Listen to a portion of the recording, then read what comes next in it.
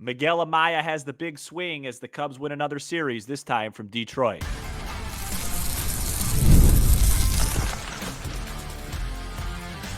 You are Locked On Cubs, your daily Chicago Cubs podcast, part of the Locked On Podcast Network, your team every day.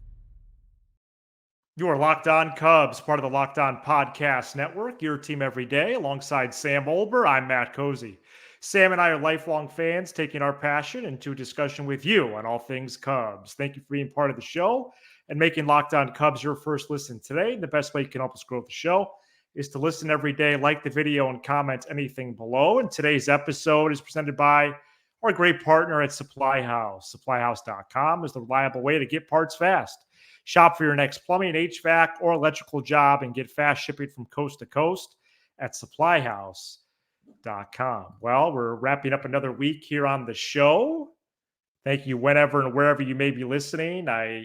Fast week. Sorry to report this very fast week. Forgot what day it was multiple times. And I'm realizing now, and I guess, I don't know, I feel inclined to apologize. I suppose I don't have to, but we only have about 4 or 5 more game weeks like this left, which is absurd. It's crazy how quick this season has gone, despite its roller coaster nature. Thank you, everybody, for making this the number one destination for Cubs talk. Miguel Amaya hit a grand slam, and Justin Steele struck out 10 in 7 innings as the Cubs crushed the Tigers 10-2 on Thursday to take the series and are now 4-2. You're keeping track of the stretch of 18 games in which we talked about them going 13-5 or better, if you're into that sort of thing. Cubs are now 63-65 and will again, for the upteenth time, try to hit the 500 mark this weekend in Miami, which we'll preview later in the show. Sam, Steele put together a nice start. We're going to unpack Amaya improving, and the Cubs win the series over the Tigers. I'd go as far as to say it was a dominant start for Steele. The 2 runs that he gave up with a 6-0 lead. That's why sometimes numbers and ERA, they could be a bit deceiving, because I bet you if Justin were on this program, he would tell you that 2-run home run doesn't happen if it's 2-0. It was a 6-0 game. He was just being aggressive in the zone, and he was aggressive to a guy that could hit the ball out of the park and got one over there. 10 strikeouts. You love to see that. My one criticism of Justin Steele, basically I'd say the last year plus, is sometimes he throws a little bit too many strikes, too many strikes, a little over aggressive. So when you see those strikeout numbers, that's always a really good sign. He's put together such a fine campaign. 3.07 ERA. He's basically the same guy he was last year, coming off an injury. One of the very few guys on this team, I think you'll go into 25 and just go, check mark. We know we're going to get pretty elite production from him. And then, the big swing of the bat was Miguel Amaya. We talk about this all the time. Blowout 10-2. Does that happen if Amaya doesn't get into that grand slam? Probably not.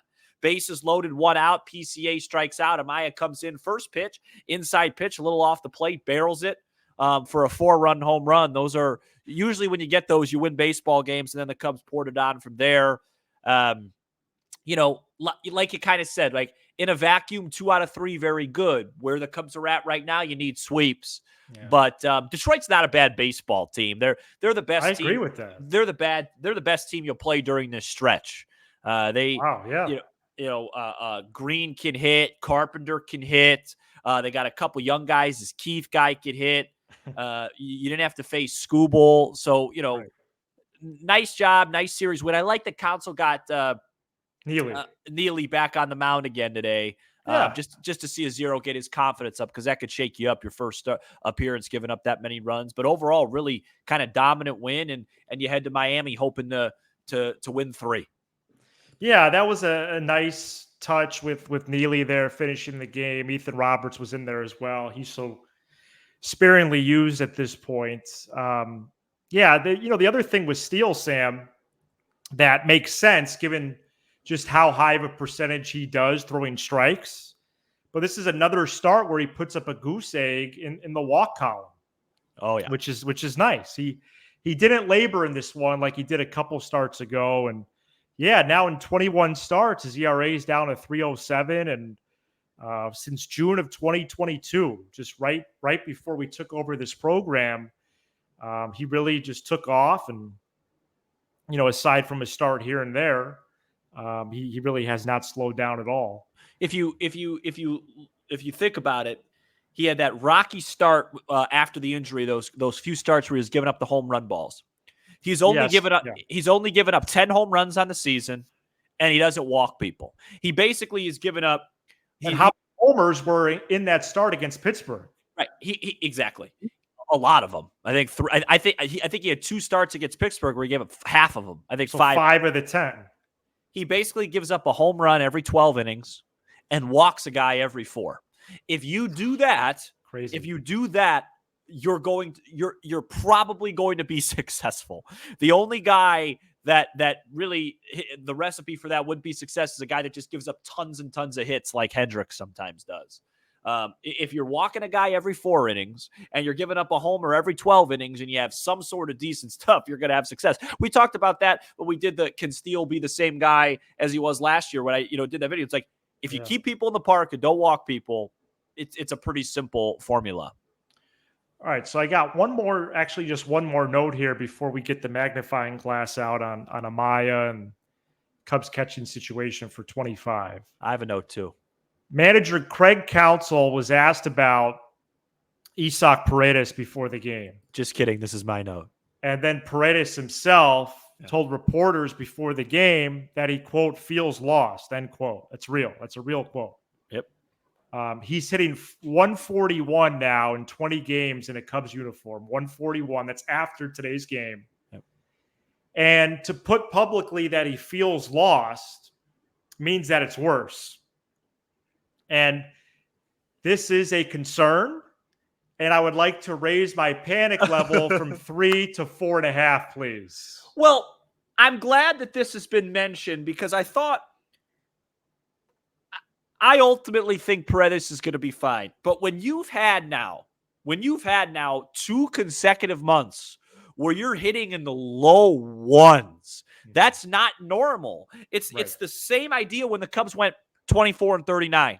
You could do that. Everybody has 22 and 39. Or 22 and 39, excuse me. Everybody has a bad 24 and 39. We'd be talking postseason. Exactly. Everybody has an off month. But when you're talking consecutive months where you're in the low to mid ones, I don't really believe it has much to do with what'll happen in 25. He's a notoriously fast starter, so I think it'll be okay. But when you're an all-star player and you hit 136 and now you're hitting 120 something in the month of August, that has to be a headline. Like, I almost think like Suzuki right now, he's in another one of his funks, right? And it's like, you're seeing this happen. You're like, I get it. Nobody's saying you have to mention it every time, but it's probably worth just mentioning, like, hey, what's going on here? There's check swings. There's weird stuff going on. The Paredes stuff is I promise, Matt, am I crazy to say? Like, I'm not sure I've ever seen anything like it. A guy that has an 890, 888 OPS, and then 2 consecutive months, he's basically hitting like a not good hitting pitcher.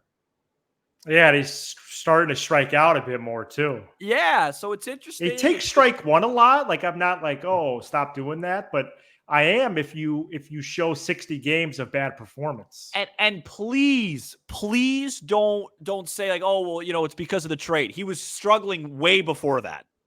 Right. Way before struggling mightily before. Mightily. So ultimately, I think he'll be fine in the next season, but it's tough. And when a player that's had success comes out and says he's lost, as you said, my panic meter raised about 1.5 to 2 as well. Okay. Well, and I would say he needs to show a rebound in the next 30 games. Yeah. I think so.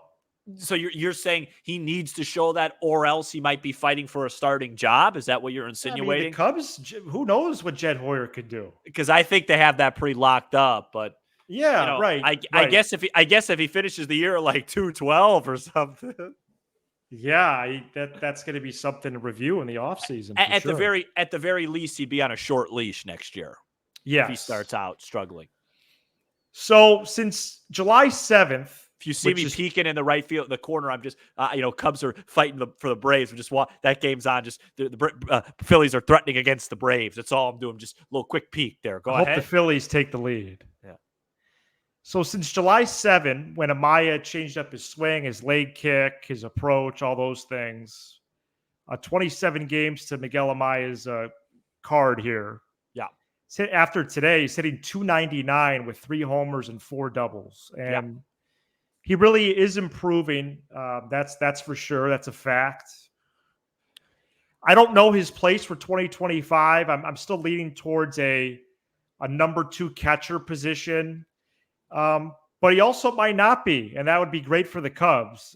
Leading that way now too, especially when you consider his receiving, and he's pretty much an average thrower as well. And game calling, I think, is on the sheet as well, and something to talk about. But I hope the Cubs go after somebody in the trade market, a young catcher. The Athletic has done some good reporting on this, and they even brought up a dude that's a la Michael Bush with the Dodgers. This dude named Dalton Rushing, Sam. Yeah. There's a dude on the White Sox at AAA that's looking pretty good. I think the White Sox. And then you have the 2 guys out west, Logan O'Hoppe and Shea Langoliers, Angels and A's respectively. But I think Jed will also look at the free agent market. Again, similar to the starting pitching convo for our episode for Wednesday for today. I think the 1 or 2 year options might be where Jed goes with the catcher, but it's still good to see that Amaya is making these improvements. I'll read you a tweet that I had today that I think kind of summarizes where we're at with that. I said, just watch the condensed game. Pretty crazy the turnaround Amaya has had. If he earns Jed's trust, the Cubs will still add a catcher in the offseason, but maybe they don't have to make a big trade and could use their assets for elsewhere. So maybe they add some sort of, stopgap. I got a couple names in front of me, you know me. Yeah, like a stopgap situation, or Carson Kelly, Danny Jansen. Right. One of those guys where they could alternate with Amaya, so it's not all on him, but maybe he gets enough trust. So then when you make that blockbuster trade in the offseason, what you're going to do, maybe you could fill a different position in need, like a major power bat or something along those lines. They need a major power bat? Yeah. They need. Why is it that people didn't understand the episode for today? Well, I just think nobody was saying last year at this time, they need offense. Right. We don't learn our lesson around here. Yeah, I think coming off a loss like that with 2 runs, everyone wanted to double down on the bat thing, but we only could talk about it so much. So because of Tyone, we varied into the pitcher thing. Now we're back to the bat thing. But folks, it's going to be all the above plus a reliever. 100%. This is a team that's probably going to win around 83 baseball games, 82, 81, maybe 79, 80, something in that ballpark. Wow. Well, that means that this next stretch isn't going to be very good. Well, yeah, I think they're going to be anywhere between like 80 and 83, 84. You had 82. Right. You had 82. You're looking good. At the end of the day, you're chasing teams like the Bravos without all their studs. They're looking in the high 80s. Padres, maybe 90. AZ maybe 90. Yeah. Milwaukee 93, 94 potentially. Definitely, yeah. So even if this season was going the way I thought it would go, which was an 87 win club, this team's got a lot of growth to do, and they do. Yeah. They got a lot of teams. Everyone, there's this stigma around the NL. The NL, well, the NL's bad. No, that was like May. The NL's not bad anymore. Before we go to break, because this has been a long segment. It has. Before we go to break, let me you said break 3 times. Before we go to break, let me just you're not supposed to say break, actually. Go ahead. Yeah, by fault. Yeah. Before this, let me just read you these standings. Philly 74 and 52, Atlanta 67 and 59, Milwaukee 73 and 54, Dodgers 76 and 52, Arizona 72 and 56, San Diego 72 and 56. The NL doesn't stink. Yeah, I mean, the Phillies and Brewers I know have cooled off, but for them cooling off, the Padres and Diamondbacks have surged. Do you mean the Phillies and Dodgers? Because the Brewers, I feel like, have been kind of hot lately. Yeah, well, the Brewers did step on the gas again. They just lost their last 2 to the Cardinals. You're right, but before that, 1, 2, 3, 4, 5, 6 in a row versus Cleveland and the Dodgers. It'd be nice if the Cubs could win 6 in a row sometime. It'd be nice if they could win 10. It'd be nice if they could win 4 in a row after this weekend series against the Marlins, and we're going to preview that perhaps begrudgingly next. Today's episode is brought to you by Liquid IV. Get hydrated with electrolytes, essential vitamins, and clinically tested nutrients from the #1 powdered hydration brand in the US of A. Because baseball and summer go together like Liquid IV, and indulgent hydration is easy and convenient to tear, pour, and enjoy after a long night, a day of traveling, or even a tough workout. Plus, you could blast off with the iconic summer flavor of Popsicle Firecracker, a festive blend of citrus-fueled lemon lime, tart cherry, and raspberry flavors. 3 times the electrolytes of the leading sports drink. 8 essential vitamins and nutrients, always non-GMO, vegan, gluten-free, dairy-free, and soy-free. No more thirsty summers when you indulge in hydration with Liquid IV. Get 20% off your first order of Liquid IV when you go to liquidiv.com and use code MLB at checkout. That's 20% off your first order when you shop Better Hydration today using promo code MLB at liquidiv.com. This episode is also brought to you by Supply House. Get supplies from the site that's made for the skilled trades, supplyhouse.com. Supplyhouse.com is the reliable way to order plumbing, HVAC, and electrical products online. Their easy-to-use website is packed with helpful resources and the latest product info to help you get the job done right. Shop a complete inventory of over 200,000 parts from over 400 top brands and get your order delivered right to your door with fast shipping from coast to coast. Need help with an order? Get expert support and industry-leading service from the friendliest folks in the business and talk to a real person every time. Pros in the skilled trades can get a competitive edge by joining SupplyHouse.com's free Trader Master program. Every trade master gets access to a dedicated phone line, free shipping, and discounts on every order. Join the thousands of trade pros already benefiting from their free membership at SupplyHouse.com and order plumbing, HVAC, and electrical supplies from anywhere with just a few clicks. That's SupplyHouse.com. The Cubs play the Marlins at 6:40 p.m. Central Friday, and you can hear every pitch of the Cubs' hometown broadcast on SiriusXM by searching Cubs on the SXM app. And yeah, the Cubs do begin a 3-game series with the Marlins at 6:40 Friday, Saturdays at 3:10, Sunday at 12:40. Friday, we know the full matchup, Kyle Hendricks and Max Meyer. And Saturday, Sunday, we do know the Cubs starters, but just like we did with Detroit this week, we got a couple unknown pitchers for the Marlins coming up here. But the guys that would be slotted in their rotation really struggled their last time out. Max Meyer was a one-time top prospect. So we'll see about Friday, but Saturday, Sunday should be pretty favorable. Marlins are 46-81, 3-7 in their last 10, and have lost 3 straight. Jake Berger, former White Sox, has 25 home runs, and Xavier Edwards in the leadoff spot is hitting 345 in 46 games. Otherwise, nothing really else stands out for this Marlins team on either side of the ball, Sam. Yeah, they've been scoring a little bit. Jake Berger, I believe, now Judge might have passed him up, but heading into today, he was leading the league in home runs since the All-Star break. Wow. He's been hitting home runs. You mentioned Xavier Edwards. Not only is he hitting for a high average, he runs the bases. He steals a lot. So Hendricks isn't on his game. He might steal a couple bases. They got this guy, Jonah Bride. He's been hitting a little bit for him. They got some of those guys from the Orioles in that trade that they made for Trevor Rogers, who, by the way, got sent down to AAA today. So that was a weird trade from the start. Key to this series, Matt, runs. You're going to have to score in this series. I wouldn't be surprised if Kyle got hit around a little bit, but you got to score. You got to score.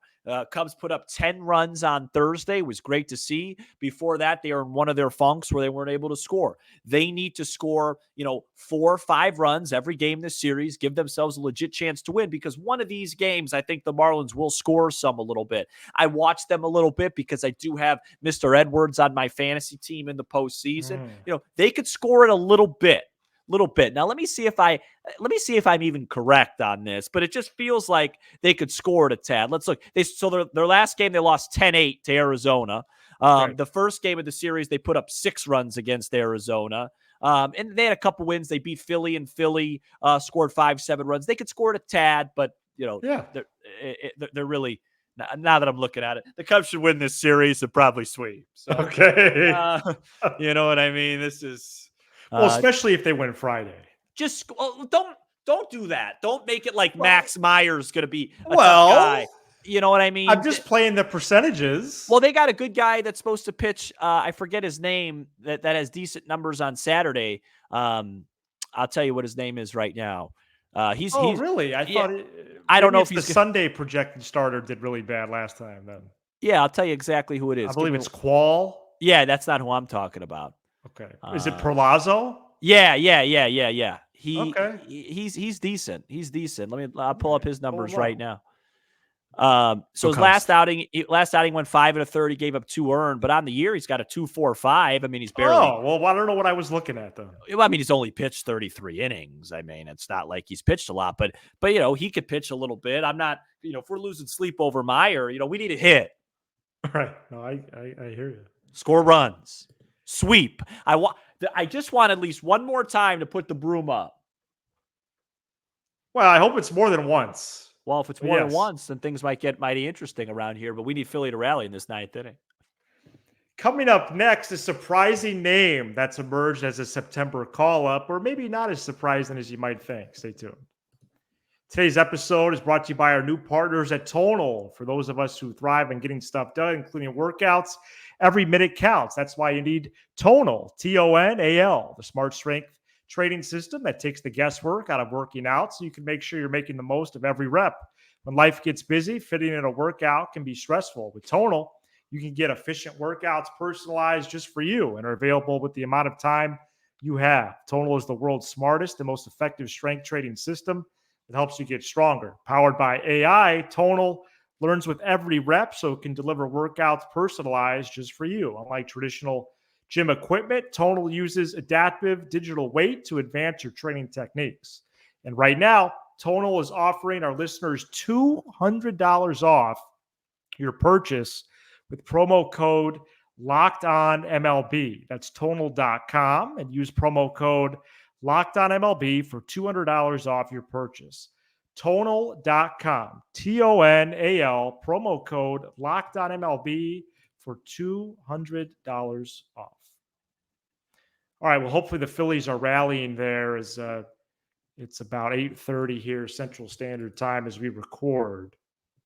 Otherwise, the Cubs will still be 5.5 games out of a wild card spot. And we're doing our Farm Friday here to wrap up a show with Kevin Alcantara as the focus, at least at the start. The Athletic reported on Thursday that the Cubs promoting outfield prospect Kevin Alcantara in September, quote, doesn't feel like a long shot, close quote. Now, I thought it would have been because his numbers haven't exactly jumped off the page. He's still only, I believe, 22 years of age, but he's already on the 40-man roster, so he can be added next month without having to make another transaction.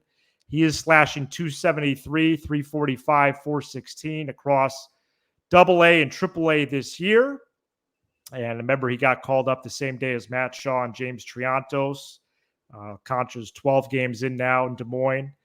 And he's regarded as a plus defender, though his primary position is center field, and that's where Pete Crow-Armstrong is. Sam, do you think the Cubs would call up Alcantara next month and maybe at the expense even of somebody like a Mike Tauchman? Yeah, maybe. It's all 40-man related. Like it has to be, right? Yeah, because Matt Shaw had another homer today. He's entering tonight, he was hitting 360 his last few games. Yeah, he's 2 for 4 the homer today. His OPS back up to 828 at AAA. Triantos is hitting 309 in AAA. So it's not, I don't know if it's as much performance-wise as, hey, man, let's give you a taste of the show. You're on the 40-man, so, why not? But yeah, it was a good day for the Cubs. Bird Snell, that young pitcher. He threw a really good game. He's at AAA, right? Yeah, he's starting to come to be a guy. I got his stats in front of me from today's game. Birdsell, yeah. Birdsell. 6 innings, 4 hits, no runs, 9 Ks for him tonight. Wow. And then a home run for Matt Shaw, and Alcantara to hit, Triantos with a double. So, those guys are doing some things. It's just gonna. This is going to be the offseason where Jed's going to have to say, hey, you're going to be a future Cub, or you know what? We really like you, but I don't see it long term. We need to turn you into an asset to help this 2025 baseball team. If we could get a look at Alcantara, it'd be great. I think the biggest question, Sam, entering the offseason is going to be, does Jed Hoyer build a playoff-laden roster that appears as such on March 18th? Yeah. Do they enter the season and it's crystal clear? Because there was questions in the last week of March on this show. There was. Well, the answer to we that, were optimistic, but it wasn't crystal clear. Well, first of all, 2 things. Number one, updates. Not going to be a playoff roster this year. Braves win. Cubs are still 5.5 back. Well, I mean next. Oh, okay, next year. Yeah. And the answer should be yes. Okay. Because, what are we doing then? You know what I mean? Well, he's in his last year. What is he doing? Right. It should be, you should be able to, you could just do the exercise right now. What would it take for this to be a playoff roster on paper? It's really simple. 4 players, I think. Yeah, probably at least a safety netted catcher. Okay. Turning maybe Nico Horner or some of the weak spot on the the position player front into an impact bat. Right. That's 2. Consistency. A guy that can hit for an eye average. Right. A guy that comes up with second or third, 2 outs, down 1 in the 8th inning and relishes that moment and lines a base hit to right field and doesn't sit there and just go, all right, just another at bat. Just going to trust the process. Fly ball, center field, inning over. No, fly ball, right field. Yeah. And a late inning reliever that goes, hey, it's 2-1 in the 9th. Craig, yeah, everyone can go home. Beat the traffic. Okay, that's 3 guys. And a 4th would be a starting pitcher. Yes. Thank you so much for checking out this edition of Locked On Cubs. You give us 20 to 30 minutes. That should be in the budget, Tom.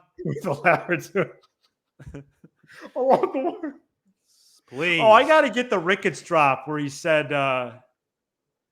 didn't he say that they were going to win the division this year at the convention or something like that? No, he said it in spring training when he addressed the team. We should win this division. Oh, I got to clip that. Yeah. Subscribe on YouTube. Okay. It's on YouTube, by the way. Smash the like. Oh, okay. Smash the like button for the algorithm and leave a 5-star review on Apple, Spotify, and everywhere you get your podcasts. Yeah, I got to get that. I got to put that on my soundboard. He's Sam Olber. I'm Matt Cozy. This is Locked On Cubs.